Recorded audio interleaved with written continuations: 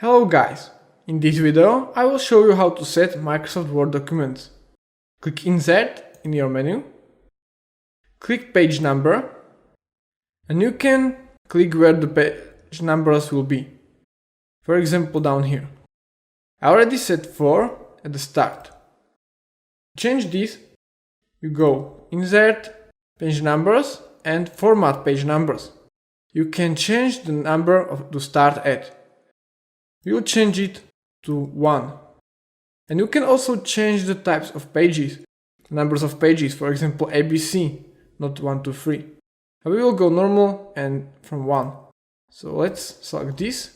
As you can see, my page number was changed to 1. But you want to probably also add some style to your page numbers. So for example, you can do it in header and select your header with the page numbers. For example, this one.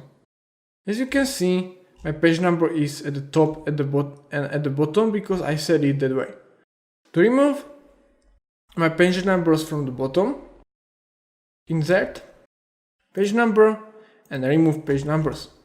Now my page number is only at the top.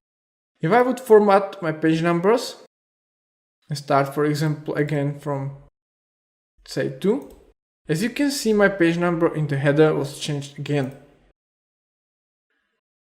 You can also set your page number with the style at the bottom. For example, this format, or let's say this one. As you can see, my page number 2 is set at the bottom and at the top. Now I want to remove it from the top. I click Insert, click Header, and remove header. Now I have my page number only at the bottom.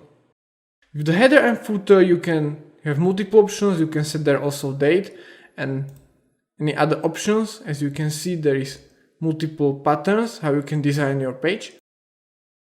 But this video was mostly about page numbers and I think we go through it.